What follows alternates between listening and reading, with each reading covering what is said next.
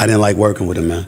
Stephen A. was the one partner I've ever had over like years. Yeah. Where I didn't feel like a relationship was really forming. You could feel a little bit watching it. And it was hard to tell how much of it was theater and how much of it was like, oh, these guys just don't get along in the same way, or whatever you feel about who you're working with and what the situation is. To me, a cardinal sin is betraying that on the air. I just finished telling you, when it come to boxing, I lay off. Did I not?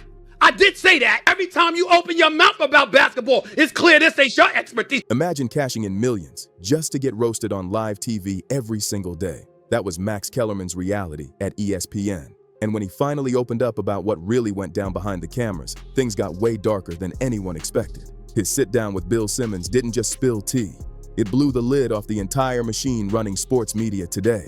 Max dropped a confession that made every First Take fan pause for a second. He revealed that his skill, his ability to actually debate, became too much for Stephen A. Smith to handle. That's right. According to Max, that's the real reason he got booted off one of the biggest sports talk shows in the country. And what followed? It didn't just expose a rivalry, it exposed ESPN's entire playbook for manipulating audiences. Once you hear it, you'll never watch those fake arguments the same way again. If you tuned in during the Max Kellerman era, you felt it. That weird energy on set.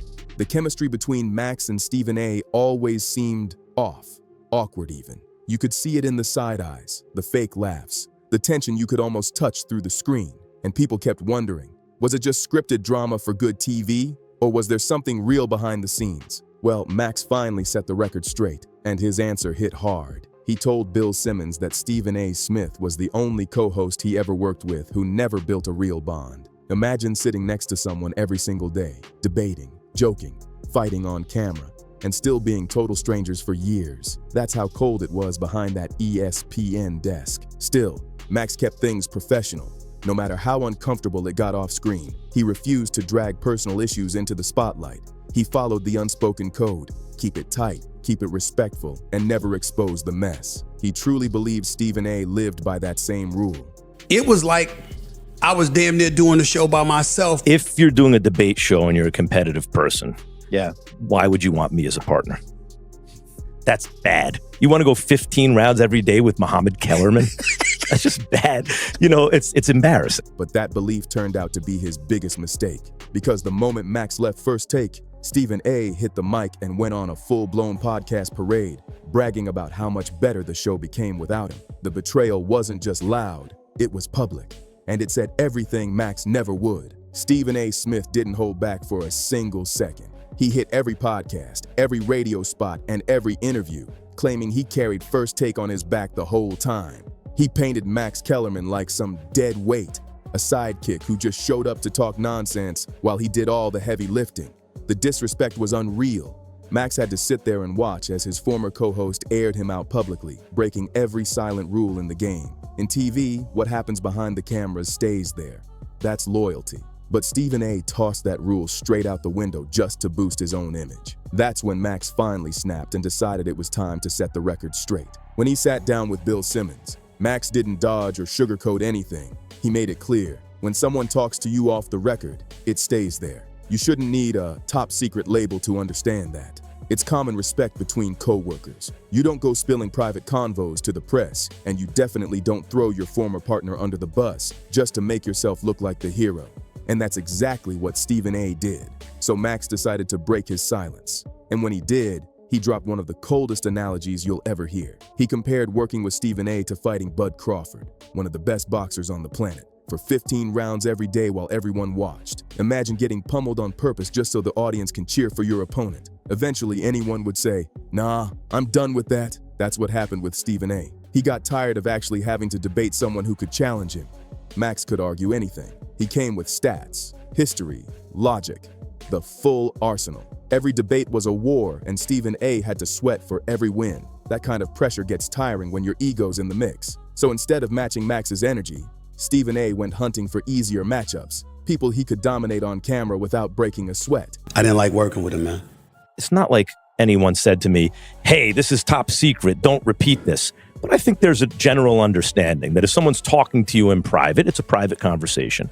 And I wouldn't repeat that unless they said it was okay to repeat what they told me. Yeah. So that's what I could tell you about, like, the behind-the-scenes stuff on First Take, for example. Then came the real twist, the money. Max explained that once Stephen A. realized networks throw massive bags at solo stars, everything changed. ESPN doesn't want to pay two big names when they can sell one as the face of the brand. Being the main attraction means more power, more control, and a fatter paycheck. But having Max right beside him, spitting sharp takes that sometimes won debates, that messed up the solo superstar image Stephen A. wanted so bad. So, what happened next made everything clear. The moment Max got shown the door, Stephen A. rebranded First Take into his own personal playground. He launched his own podcast, got full creative control, and built a rotating lineup of guests instead of equals. One week, it was Patrick Beverley and JJ Redick, then the Morris twins, then Mad Dog Russo and Kendrick Perkins. All talented, sure, but none of them permanent. None of them his true equals. Just names passing through the Stephen A. Smith universe, exactly how he wanted it. But the wildest part of Max's story wasn't even about the power plays or the money. It was about the role ESPN forced him to play. The shocking truth, Max was never meant to win. His job on First Take was to look crazy so Stephen A. could look sane. ESPN literally designed the show that way. Max was told to take the wild, unpopular stances, the ones that made fans go, "What is this guy talking about?" So Stephen A. could swoop in, yell, react, and look like the voice of reason. It wasn't about truth or real debate. It was theater. The network wanted chaos because chaos sells. And when you realize Stephen A. was never making bold takes, but just reacting loudly to someone else's insane ones, it all clicks. He's not the controversial thinker. He's the emotional reactor. The guy who makes the audience feel smart because he's always saying what they're already thinking. Stephen A. has no hot takes. Stephen A. almost never, I can't think of any counterintuitive conclusions that he ever reaches. That's not his job on the air. His job is to be the big reactor to a counterintuitive conclusion. Reactor. Just, he's there to hear the crazy conclusion that his partner has come to and actually be the everyman with a loud voice. Like, you are crazy. Are you on Donate it to charity. Are you on drugs? Right out there on Front Street on Twitter. Stay off the weed. Once you see that pattern, you'll never watch those shows the same way again. If you've ever watched First Take, you already know the formula. It's the same every single time. Someone throws out a wild take, and Stephen A. Smith explodes with, "Are you crazy? Stay off the weed," while playing the role of the loud, everyday guy saying what the audience already thinks. He's not there to shock anyone. He's there to make the other person sound ridiculous so the viewers can cheer and laugh along. That's the whole trick. And stuck in the middle of that circus, Max Kellerman. The pressure on him was unreal.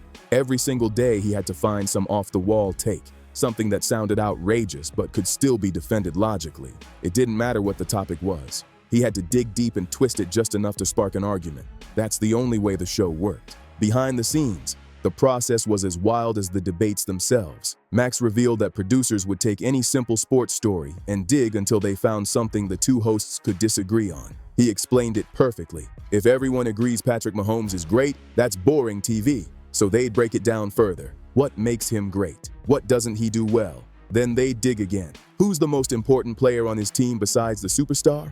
Boom! Now there's tension. Max might say one name, Stephen A. would say another.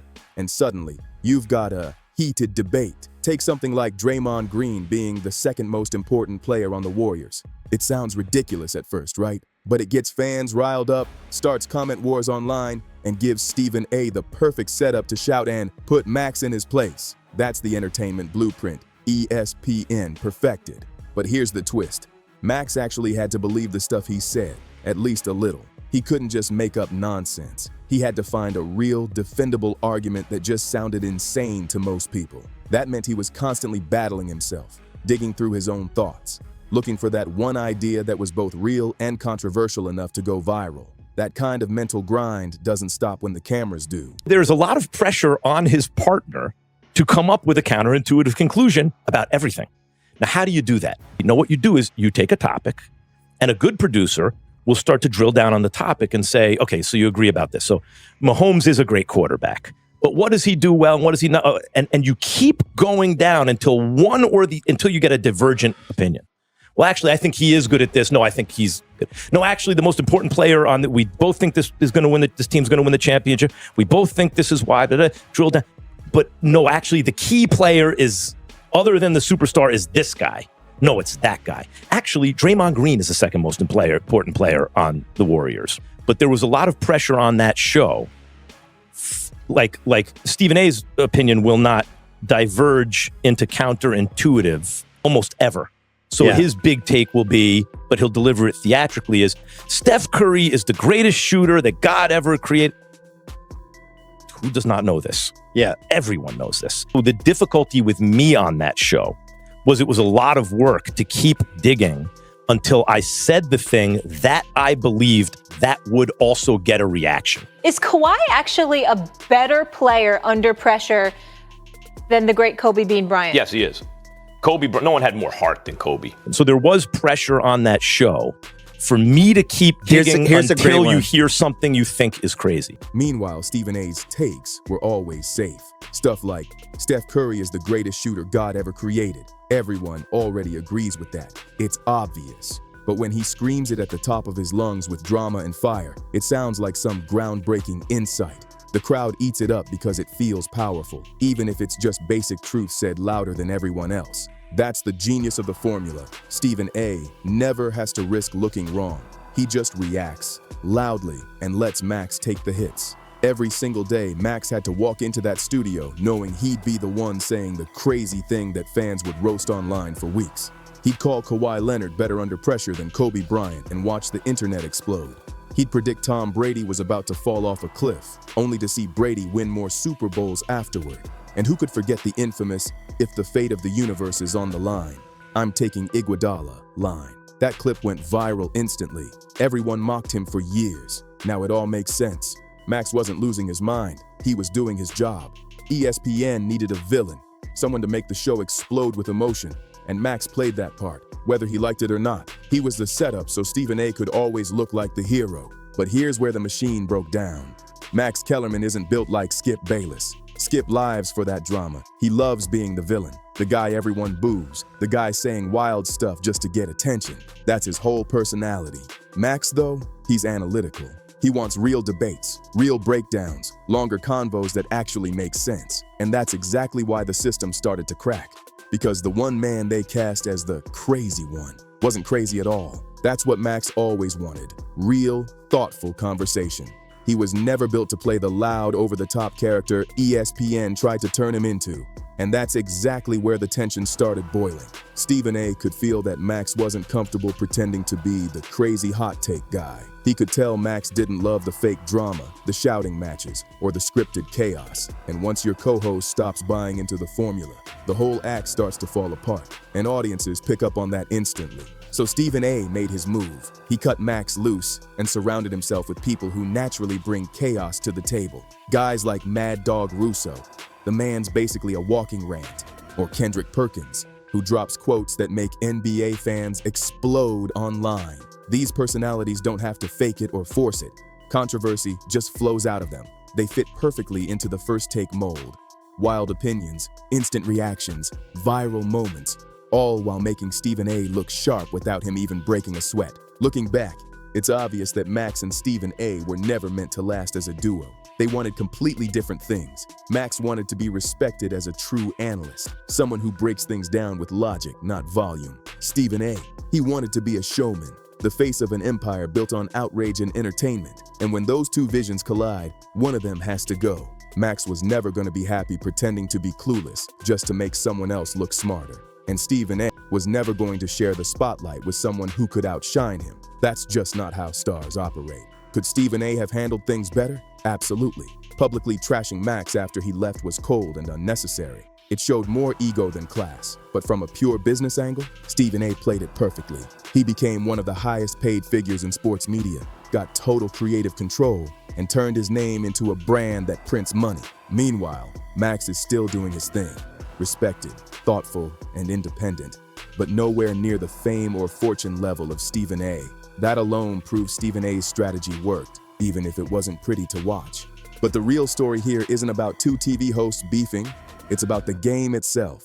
Sports debate shows have completely transformed into something else. They're not about real sports analysis anymore. They're about characters, manufactured outrage, carefully staged arguments designed to blow up on social media and get people fighting in the comments. Here's the formula. One person plays the voice of reason, saying what the audience already thinks. The other person plays the villain, throwing out wild takes that make everyone mad. They go back and forth, yelling, joking, clowning, and the ratings keep climbing while fans argue all day online. It's not journalism anymore. It's performance art. And Max finally exposed it. He admitted that most of what fans see is carefully built to make you feel something, not to make you think. The debates aren't always real, and the takes aren't always honest. They're emotional traps, designed to keep you watching and arguing long after the show's over. Now, every time you turn on First Take or any debate show, you'll start noticing it. You'll question every reaction, every shocked face, every fake argument. You'll start asking yourself, are they really this mad?